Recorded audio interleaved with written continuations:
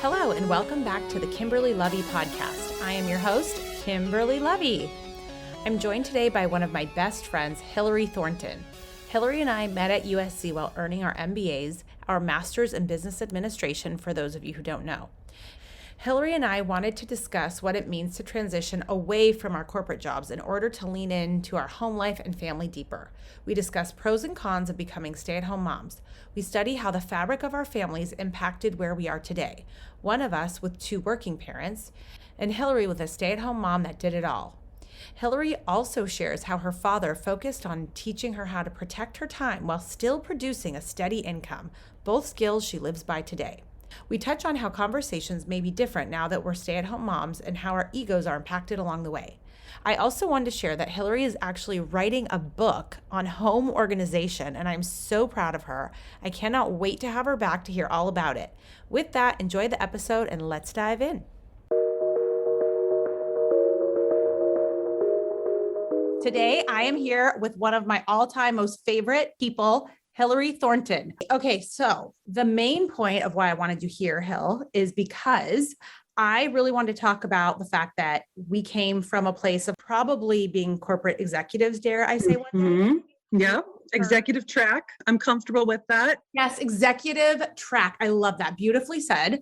And I feel like the two of us, so Hilary and I were both deep and heavy into the corporate world and have since become stay-at-home moms.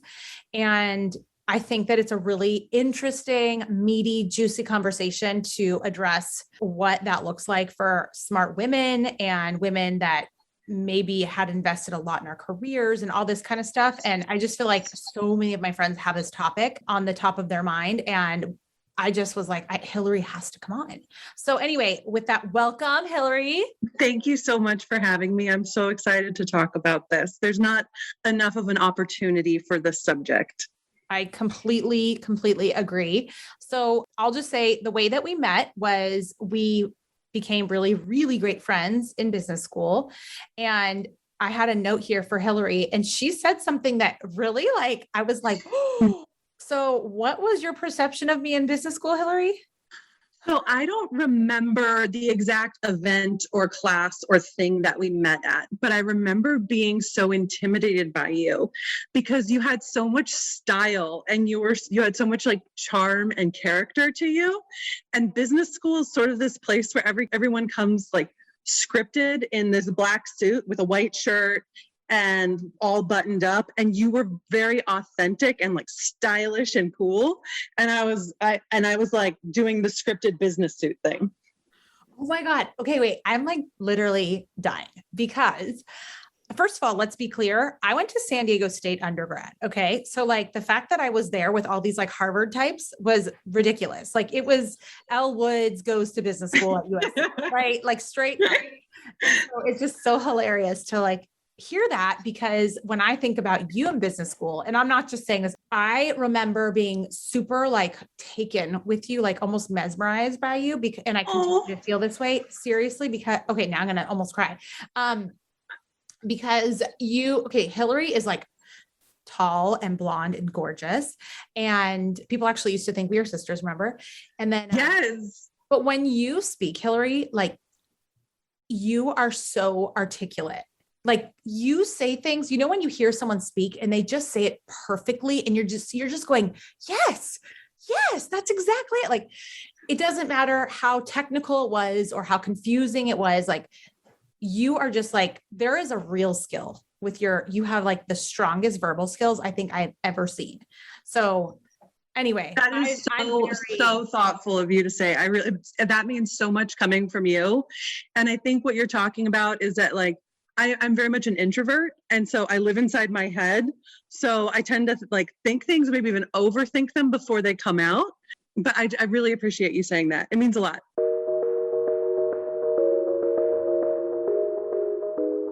Outdoor Movies by You is not just your average rental company. We consider ourselves an outdoor movie event company. Starting in 2011, we created the idea of bringing the movie theater to your backyard. Other than maybe a park with a ton of strangers, no one really knew what the outdoor movie was. With having over 30 years of experience of being a social event planner, Carrie combined the two and has created an event company that focuses on the outdoor movie concept. Simple options to choose from, just the basic, the actor, to having it all, Act 2, In-N-Out Burger packages. We offer seating, swag bags, s'mores, blankets, you name it, we can get it. We like to think of ourselves as a one-stop shop. Oh, and free popcorn with every event. We have no area boundaries from Santa Barbara to San Diego and everywhere in between. Once the pandemic hit, we had never seen anything like this. Our business grew by leaps and bounds as it was the safest way to entertain. We felt that we were putting laughs and smiles on faces in such a dark time. Whether it's a date night for 2 or a school with 1,000, Outdoor Movies by You will roll out the red carpet every time. See us in action on Instagram at Outdoor Movies by You. Wow. Okay. So obviously we're in love, yada, yada. Amazing. I'm amazing. We're amazing.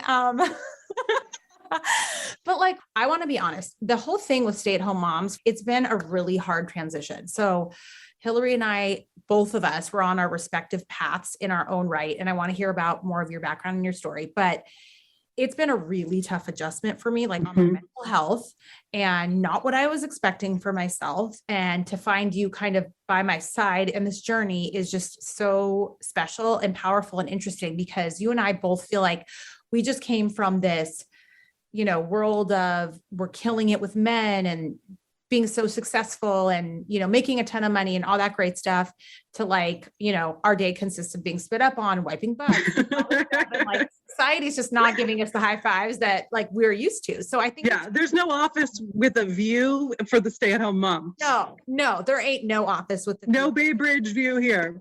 No, nothing. Okay. So with that in mind, I'm very curious because I came from a household of 2 working parents. And I think what would be really interesting is, I think it's, for me, I'm always really struck by how different women perceive staying at home. Like, was it always your goal? How were you raised? Because I feel like the way that we were raised really does kind of shape that initial perception. So with that, I want to ask you some things and just give us some background about kind of how you came to this place. So can you just give us some background on how were you raised? What were the different roles of your parents? Were they married, divorced, working mom and dad, et cetera? Yeah. So my parents were married my entire childhood. They actually, a little bit of a stereotype of they got divorced when the kids went to college. So my experience with my parents is them as a married couple, raising us together, very loving home. My mom was sort of like a helicopter mom before it was cool. Just like cutting edge of everything child safety. And my dad was a financial consultant. He was in financial services. And my parents were older when I came along. My dad was 40 when I was born. My mom was 37. So, and my mom was a stay-at-home mom, but she had this whole career behind her before I even came along. She owned a landscaping company and she did sprinkler installation, large contracts, and my dad was managing a golf course. So they met on the job. My mom got the contract. She was installing sprinklers on a golf course when she met my dad. Oh my God. So yeah, that's kind of the background there. And so a lot of their career, a lot of the intense effort part of their career, I didn't see. Okay. And so when did she flip to a stay-at-home mom? When my older brother was born. Okay. Got it. She was 35. She was 35. Okay. So the way you were born, she was always a stay-at-home mom and your dad was out working. And was his job like super demanding? Was it like the quintessential, the dad's like gone most of the time, or was he more hands-on? Like what did that look like for your dad's schedule? So my dad, at one point, I think it was the grind. He was building his book of business, cold calling. He tells tons of stories about cold calling and what it meant to try and find that client type. He was a stockbroker. Building the book of business was incredibly hard, but I didn't see that. I heard stories about it. So I think that makes a little bit of a difference in terms of how I viewed his work. What I remember is the dad who said, work smart, not hard. And he had a 3-3-3 plan, which was take 3 months off, have a 3-day weekend, and work 3 hours a day. Oh my God, he was way ahead of his time. Yeah.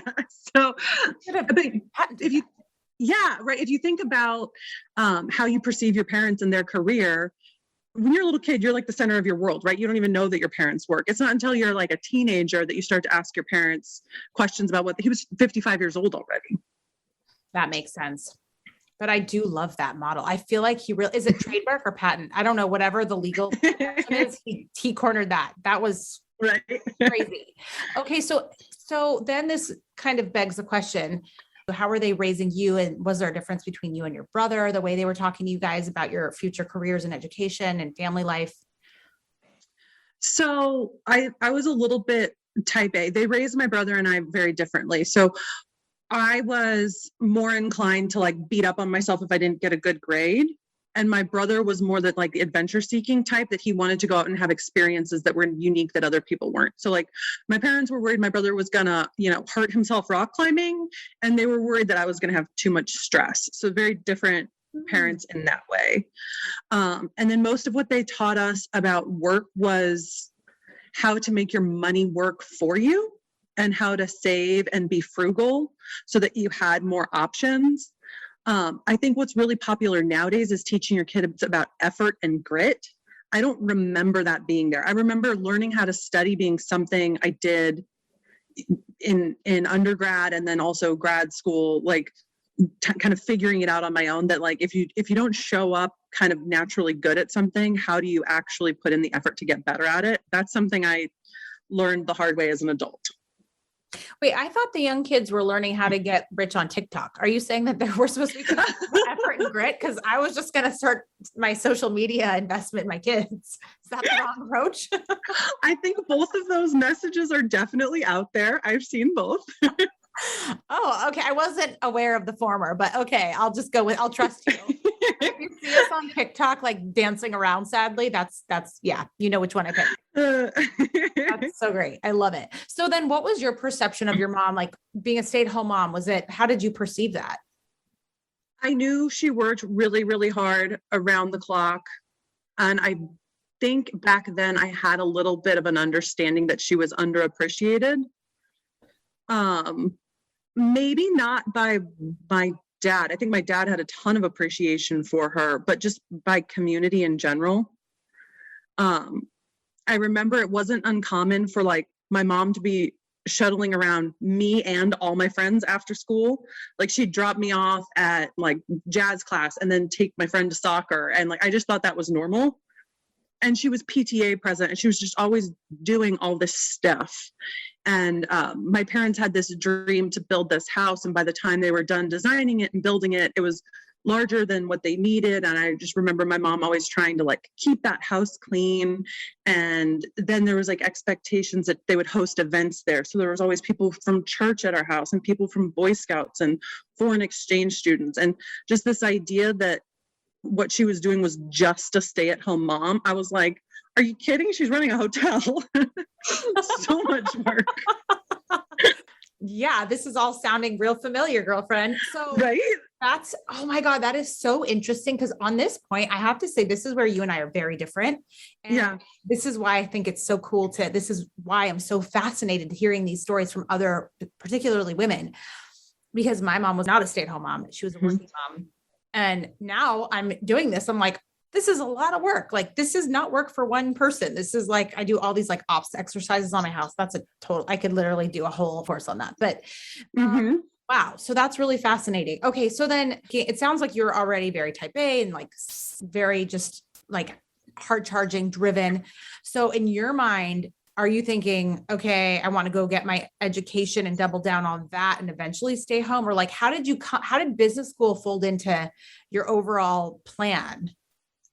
I genuinely loved real estate, and I was in the real estate industry during the financial crisis.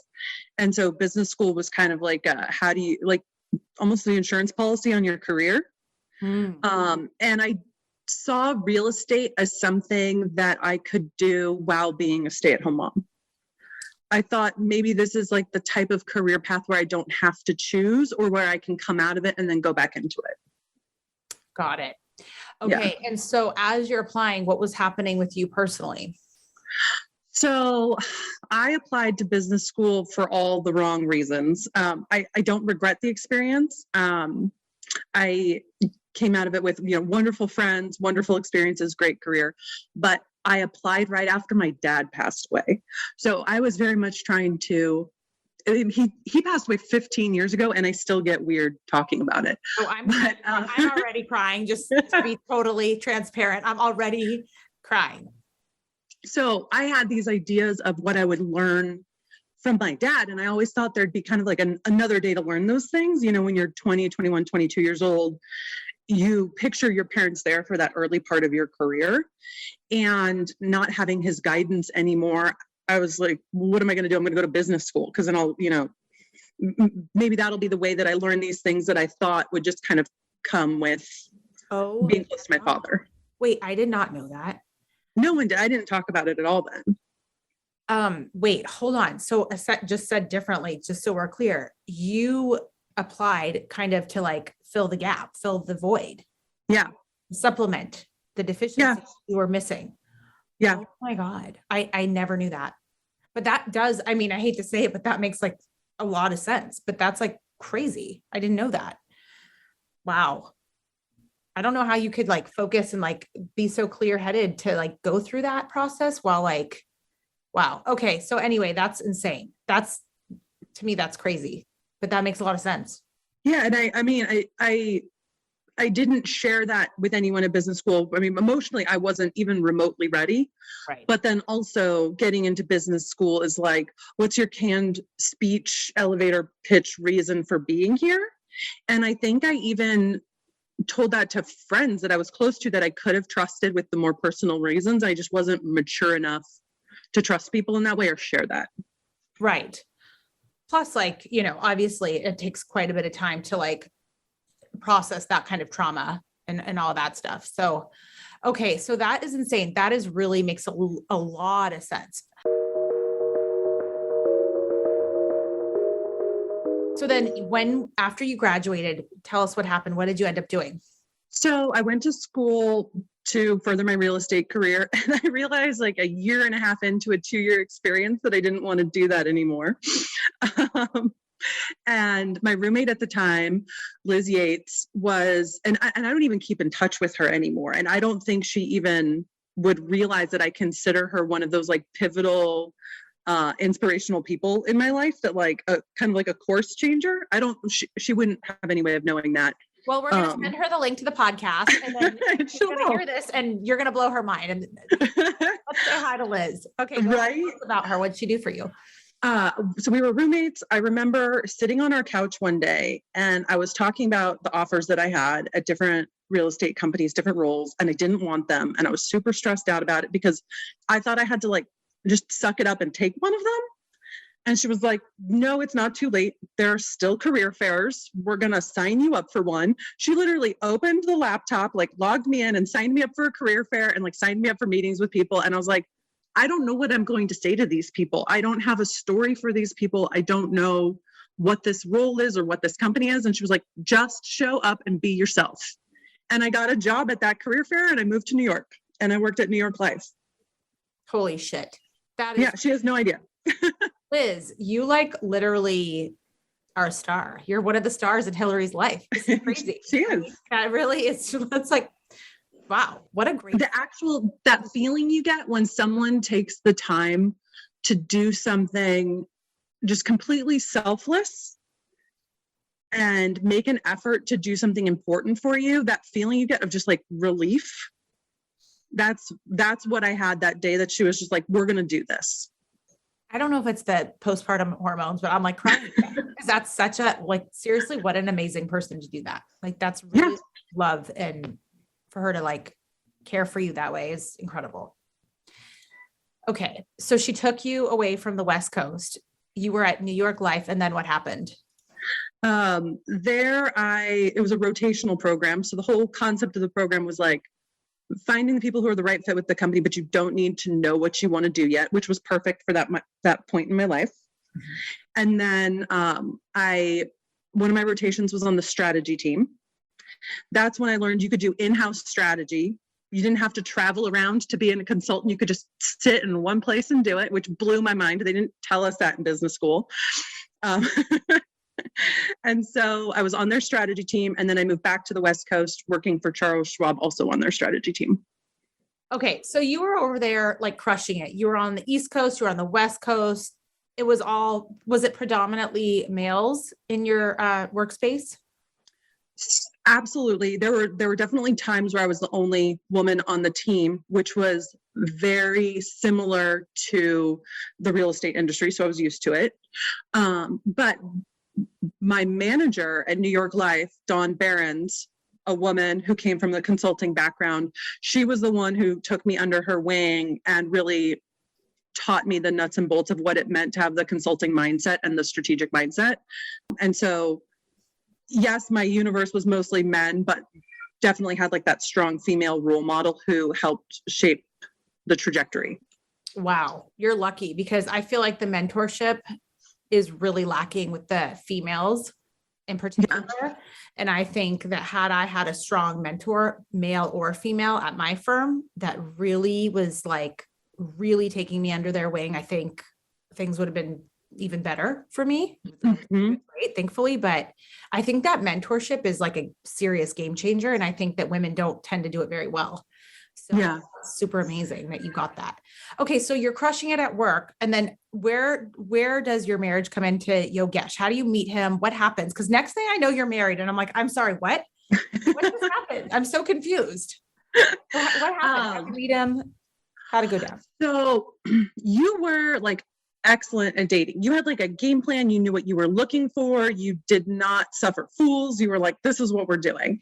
And I was the opposite. I was like, oh, they mean well. Maybe I should go out with them again. Just wasted so much time. Right, a framework. Right? I needed a spreadsheet. But all jokes aside, we met on Bumble. And as so many people do these days, and he was living in New York and I was living in San Francisco. And as we were chatting on the app, I didn't realize that he hadn't moved to San Francisco. I thought because he knew the Bay Area really well. He was familiar with San Francisco. And so I actually almost canceled our first date. I tried to get out of it because I thought he was like doing like the tourist work guy thing where you're like in town for a meeting and you like try and set up a date with someone you're never going to see again. And so I messaged him. I was like, oh, I'm sorry. I didn't realize you were still in New York. I'm looking for something a little bit more serious than that. And he was like, okay, I completely respect that. But, I'm dating seriously now too. And I spend a lot of time in the Bay Area. Would you be willing to consider just meeting me for a quick drink? I'll meet you somewhere near your office. So he talked me out of kind of breaking it off before it even started happening. Firing him. Yep. Yeah. And so he was in town for 2 weeks that first trip. His sister lived in the Bay Area and he was working. He had meetings in the Bay Area. And so we had 3 dates. Our last date was in Napa. We spent the whole day in Napa together. He picked me up. We drove up there. It was wonderful. And I knew right away I had to see him again. So kind of all that BS that goes along with dating where you like try and be coy and we didn't do any of that. It was like, we live on opposite sides of the country. This is going to have to be very intentional. Mm-hmm. And so I booked the flight. I went out to see him and the rest is history. Oh my gosh. Okay. And then, so I think this is actually a really, really cool part of your story, if you don't mind sharing. Yeah. So he is Indian and you are white, dare I say. Mm-hmm. So personally, I've been to a couple Indian weddings. I've learned about some, and it depends on the regions, and the culture is definitely not a one size fits all. It's not homogeneous at all. So what was that like stepping into that Indian culture? Any traditions? Like, tell us more about that. Yeah. So my husband is from a suburb outside of New Delhi. He moved here for graduate school. And so his whole childhood, his whole upbringing in India, his whole adult life here. I think you're talking about like, all the different cultures and the breadth of religion and tradition in India. He comes from the Hindu tradition, speaks Hindi. And part of that tradition is to have arranged marriages. And I absolutely did not understand them until I met him. And I had had Indian friends who tried to explain it to me, and it just never clicked. So he has two sisters, two older sisters. One had an arranged marriage, and one had married a man that she met on her own. They're both the most wonderful men. It was a great family I married into. I couldn't be happier. They're older than us. They're the most supportive of our careers and of how we're, raising our baby, and just always around, and just tons of fun, and always tons of music. And it's amazing. I couldn't have asked for better in-laws. But what I noticed that was different about dating was, even though he didn't want an arranged marriage, he wanted to date in kind of the US more modern way, he still brought with him that value system of like, if I'm going to be dating, I want to find out the same things about this person that my parents would find out if they were picking someone for me. So like, what kind of values do you have? What do you want your family to look like? How many kids do you want to have? What kind of goals do you want to have? The kind of things that would like scare an LA boy out of a date, like right away. Right. He was just putting out there, and it was so refreshing. I loved it.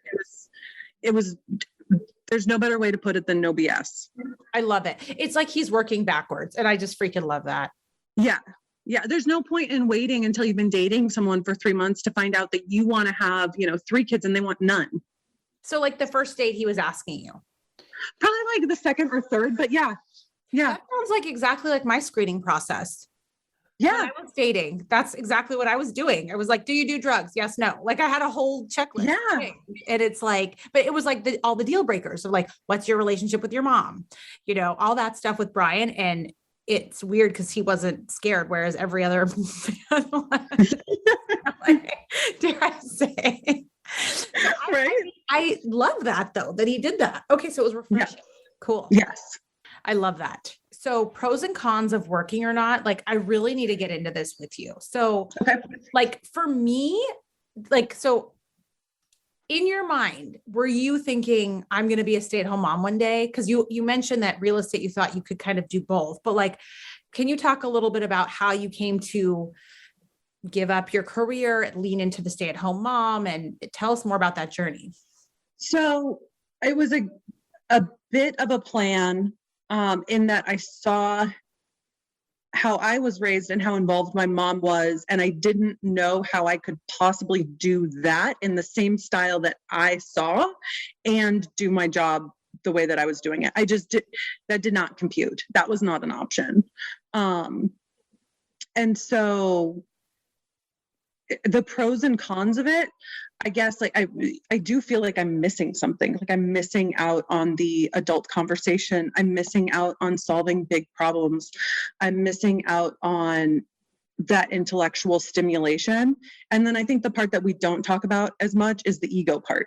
Like it hurts my ego to not have those things, to wake up every morning, get dressed, put on my, Rent the Runway dress that I got for an important meeting, and go to the nice office and talk to the executives, right? That, like, even if I didn't always enjoy that, it hurts my ego to not have those stories and be involved in that lifestyle anymore. Gosh, I love the way you phrased that, and you hit right on the ego. I think that is one of the hardest things that nobody talks about. I love that you highlight it because it's a big deal. Like, I'm going to share. So one of our really good friends just got an amazing opportunity. And I texted you about this. Amazing opportunity to be chief of staff for a huge company. I adore her. I'm so happy for her, like overjoyed. I'm like, this is made for you. Like, you are made for this role. Like, I'll help you negotiate. I want you to kill it. Like, I'm rooting for this girl, but I don't know. It did something to me that it made me feel like it reminded me I'm missing out. And it made me feel like, holy shit, this is exactly the kind of job I should be doing, making a ton of money. But I will say that when I quit my job, I was offered another job, a ton of money, what I would consider a stupid amount of money. I'm sure other people, maybe it's not, but for most people, it's kind of a stupid amount of money. and a huge title, a co-CEO position, and all this stuff. And I had a real coming to Jesus, and I'm like, look, like, at what point is my ego more important? Is enough money? Like, where is there that like margin of diminishing returns? And I started to really say the most limited resource is time. It's not chasing the dollars. And there's always going to be people that have more than you. So like, I think it's really hard to walk away from the big title, the big salary, and, you know, your designer suits and all the fancy things in the boardroom, you know, when you're crushing it. I think so many women, they don't have a big career to give up. So for them, just strictly looking at the numbers, if you're making X amount and nannies cost Y amount or childcare, like, it literally does not pay to work. You and I were not in that situation. We were still making enough where we could hire whatever, however, to make it all go down. So yeah. Okay. So then what happened? When did you quit your job? Was it before you got pregnant? After? Oh yeah. So when did that actually happen, and what was the thought process? So I actually quit my job maybe 6 months before we got pregnant, and we were actually studying. This sounds so cheesy when I say it out loud. Are you familiar with the FIRE movement? No. Financial independence, retire early. Okay. Go ahead. Tell me. Other people call it like mini retirements.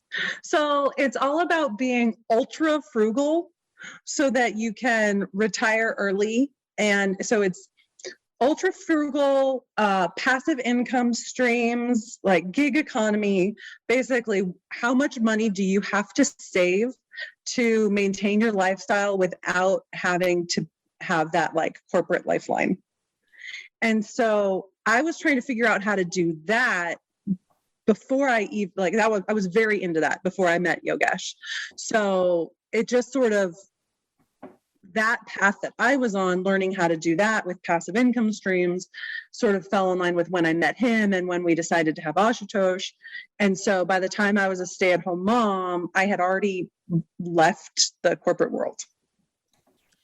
Got it. So are you in like Bitcoin and NFTs? Like, what's your game? No. How do you retire us? Come on. We have a few rental properties. So that's part of it. Saving up a ton from when I was working. You know, we're not the family that's going out and getting, you know, the extra TVs or the latest iPhone.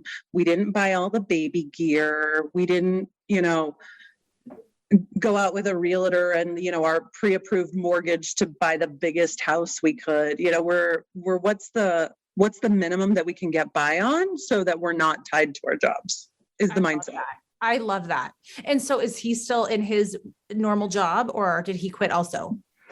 He loves his job. He has a PhD in what he does, right? Like very academic mindset about his work. And he loves it. So he's in a very different position than I was, in that, I derived like a lot of value out of my career, but I wasn't passionate about the actual thing I was working on. He's different in that he does get some fulfillment. He gets a lot of fulfillment from going to work. So FIRE movement doesn't really work for him, but he loves like how frugal I've taught myself to be. I love that. So, and to that end, since we're talking about him a little bit more, I think a big part of, and going back to kind of linking these concepts, like ego being a big factor for like successful women like us, dare I say, I think it's really important how your partner makes you feel when you're staying home. And I can say some days I don't respect myself. I should, because I'm like, what is this stay-at-home mom? Like, am I a loser? I'm so confused. Like it's been very disorienting, like I said. But I will say Brian really genuinely respects me in a way that if I were him, I don't think I would have that same level. And I think it's because the way he was raised was with a stay-at-home mom that was amazing. So how does Yogesh make you feel valued or respected? It's night and day different from sort of the community messages I got about stay-at-home moms when I was a kid. I remember father saying things like, I make the money, she spends the money. It almost conjures up this image of this like mom who's out lunching with her girlfriends, just spending money willy-nilly.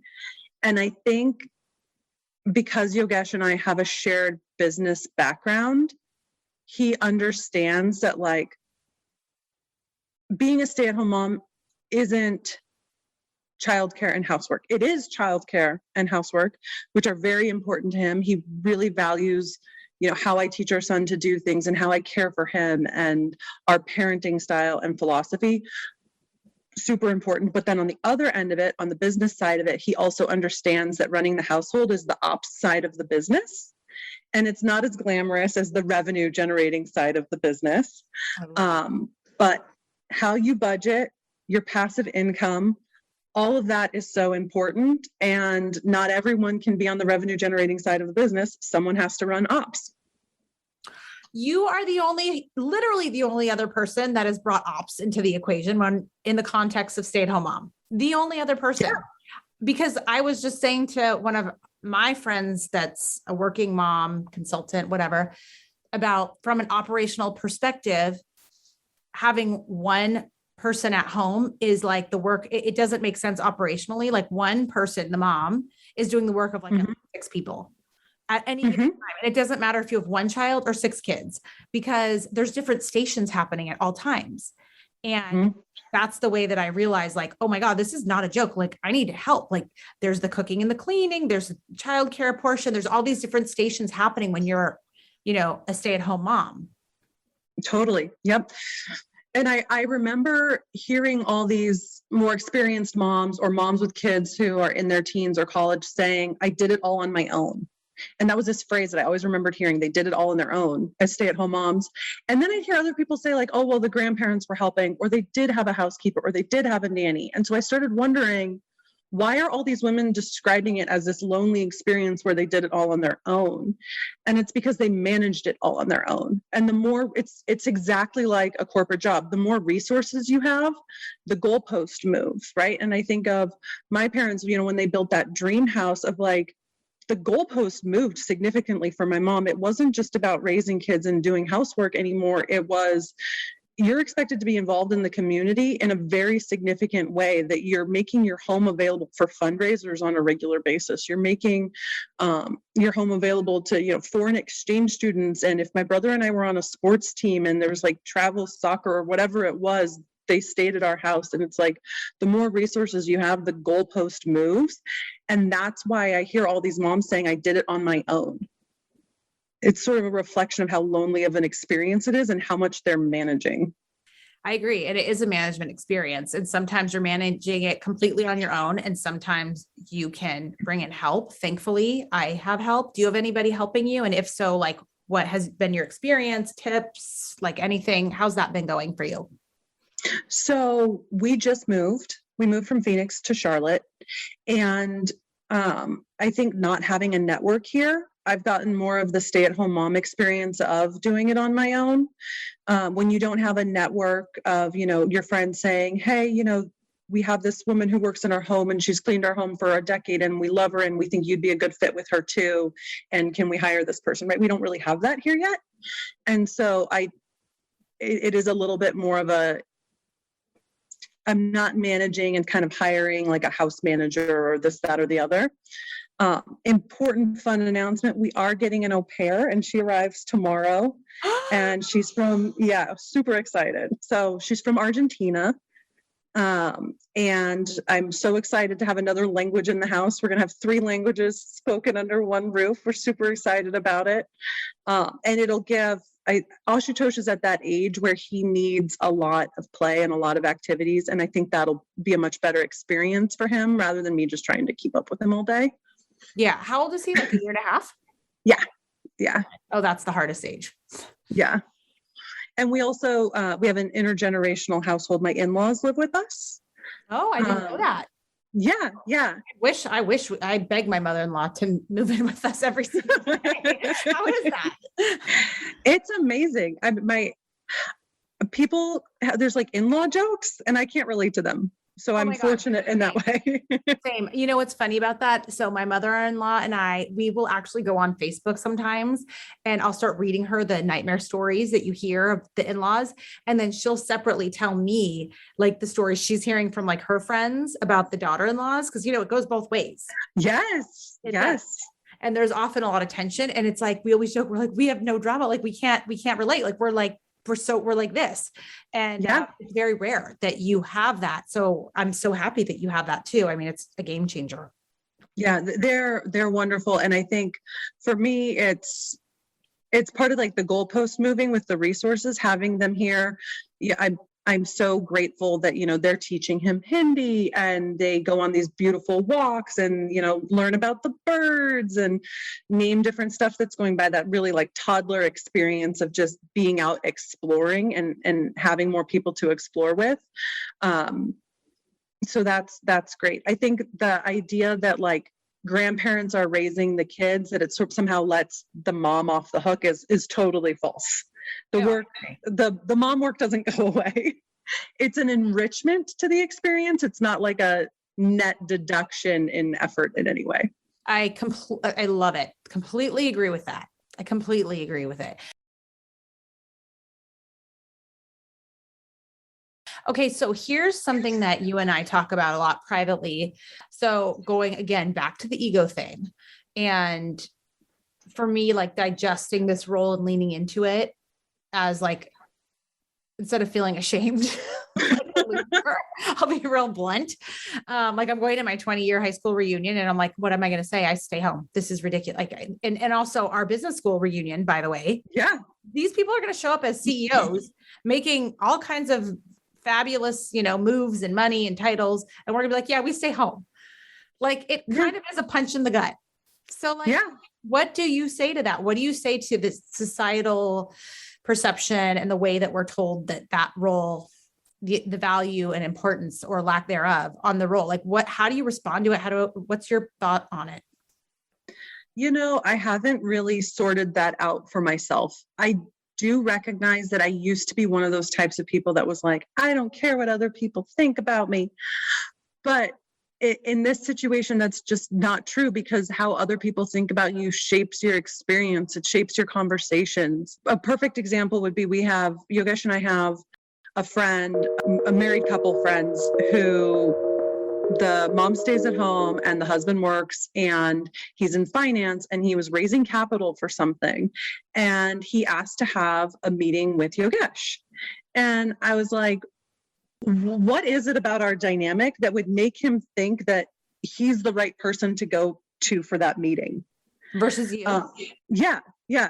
I mean, it was an opportunity that we weren't interested in. It wasn't a fit for us. It's not what we do. And so it was inconsequential.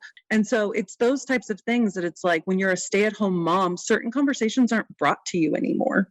I love that. Okay. This is a funny one. Somebody said to me, I was newly meeting this couple and I said to the guy, oh, what do you do? Oh, something in finance. I'm like, okay, well, what in finance? Like, try me, because I may or may not have a 20-year history and 2 degrees in finance. I'm thinking, I'm like, oh, okay. Like what specifically? It has to do with like credit cards. I'm like, well, what specifically in credit cards? Because he has no idea. So he doesn't know who he's talking to. And he's thinking I'm just this dumb blonde stay-at-home mom. And he's like, starts giving me these like really short answers. And by the time I finally play 20 questions with him, and I stopped after like 3 because I was already bored, but I already knew what I needed to know. But I was like, oh, that's interesting. Yeah. I know I know the industry. I was offered to be a co-CEO of actually your competitor. It was just interesting that's exactly the kind, like you nailed it. It's that type of experience. The point at which people start the conversation with you is assuming that you know nothing. Yep. And by the way, I always loved that. Even when I was working, I'm like, good, I want my hair super blonde. And one of my friends, she's like, Kimberly, you're so brave to be so blonde. And I'm like, what? She goes, yeah. I mean, given that people probably think that you're kind of stupid and like, the the area that you play in. And I was just cracking up. I'm like, oh, you don't even understand it. That is one of my best secret weapons. Like it's part of my most fun game that I play. Like, I love it when people underestimate me. Like when I bought my Mercedes for myself and the man was like, oh, you should call your husband and let him come in. And I was like, oh, what, to tell him that I decided to buy it or not? Like, I don't understand. Like, what, come again? Yeah. Why? Yeah. What does my husband have to do with this? Yeah. You get transported back to the 1950s sometimes in how people treat you. Yeah. But I have to say, I've been reading Kris Jenner's book. Okay. And I've recently come to terms with the fact, like, I've released some of that like anger and disappointment. So, I mean, I'm just being honest here, folks. It's so interesting though, because I think of you as this super confident in all of your decisions, like tons of charisma, sort of give no F's type of person. And so to hear that even you struggle with the ego aspect of this is very reassuring, that like, this must be something that's very hard to shake if even you have these feelings too. Oh, well, thank you. And you know what? Here's what I think it comes down to. And this is like a concept that can be applied to literally anything in your life, is like, it really all does boil down to expectations. And that's why I go right to the heart of like how you were raised and what were your expectations for yourself. That is the reason, is because, and this can be true of like, if you're struggling in your marriage or a friendship or whatever, it could be in something with yourself. Like, it all comes down to expectations. And I think for me, where the hardest thing is that this was not what I had expected of myself. Yeah. Or I'm left with quite a bit of like disappointment, frankly. It's like, this is not what I thought I was going to be doing. But then it's like, girl, bye with your little like sob story, because you get to kiss your kids goodnight. You get to be on the PTA and be the president or whatever my role might be that week or that year, whatever. Like, I get to be so hands-on. Like, there's so many pros. It's just releasing that expectation of what I thought I was going to be or do, and accepting it. And it's taken me like probably 3 years. And I feel like this week. Yeah. And you're saying that your mom was a career woman. She wasn't a stay-at-home mom. And like, I'll tell you, I don't think my mom got the respect she deserved in her era, but I will tell you, I have friends to this day who are in their late 30s who, when they see my mom, will say, you were so influential in my childhood. I really appreciated you being there. You know, I really appreciate you taking me to church. I really appreciate you going to my dance recital. I remember you there. Oh my God. That is like beautiful. Are you crying? Because I'm crying. Yeah. Just want to think. Are you pregnant, by the way? I'm not. Right here, right now. I am not. I'm just crying. No, okay. I'm still breastfeeding though. Those hormones will do stuff to you. I don't know how you're doing that, girl, but good for you, honey. By the way, for the people listening, I know you can't see this. Well, I guess you can't really see this anyway, but I had done an episode on postpartum, like snapback. Okay. And I was not even close to budging a single pound. But I am proud to update the people. I'm standing away so Hilary can see me. She looks good. She looks real good. There's like short skirts happening. I mean, or whatever. I don't know what this is called. Some kind of jumper. Anyway. A culotte? Your girl, a culotte? That's what those are called. A culotte. Oh my God, yes. Let's bring back culottes. Oh my God, yes. I will say you are dressed impeccably and your hair and makeup is perfect, considering we are doing something that's totally audio. Well, thank you for saying that. I have to tell you that this is going back to your frugal fire method. I decided that I need to update my wardrobe from like the 90s. And so I started to do the shopping thing and I was like, holy crap, all these dresses are like $300 and $400. This is ridiculous. And then I shopped on Amazon and this is $20. Nice. Love it. Yeah. And also, speaking of my falling face, I'm not wearing makeup, but you look great. Get my, thank you. I got some injections going and some IPL. Like I'm doing a glow up. I love it. You look fantastic. A little bit of a glow up, but in real life, it's a little bit like my face is starting to fall, but that's fine. I love that you have your Amazon purchases and your Target purchases. I did listen to your What to Buy for Baby episode. Yeah. And I was like, I'm not going to be able to afford any of this stuff. And it was not at all what I expected. It was all super affordable. And I love that you was like the reason behind why you need it. It's not just buy baby gear to like sort of squelch the fear, or like maybe if I buy something, this won't be as bad or that won't be as bad. It was like you actually talked about how when you're breastfeeding, you get sweaty and sleepy. And you need to wear clothes that work for people. Don't talk about that. That was awesome. I know. Well, that's what I like about podcasting. I like to talk about stuff that like nobody gave you the heads up on. Just wait till your son Tosh is like in sports, and there's just so much that's going to happen in like the next 2 years for you, like socially, like the trauma of if your son starts a sport and sucks at it. And I'm not saying your son will, but I will say my son, how come no one told me that I was going to leave flag football in tears? I was crying. He was crying. It was horrible. So we talk about all the things here. Okay. Thank you so much for having me on. This was such a fun experience. Thank you for being on, and everybody take a listen and rate us 5 stars and share this with your friends. And I hope that this was a wonderful time for you guys. All right, that is it for today. Now, as you know, some of our best conversations actually happen after the show. So I want you to find me on Instagram at Kimberly Lovey and let me know your thoughts about today's show. You can screenshot this episode and let us know what your biggest takeaway was and tag me at Kimberly Lovey and we can share it on our stories. I will see you again, same time, same place next week.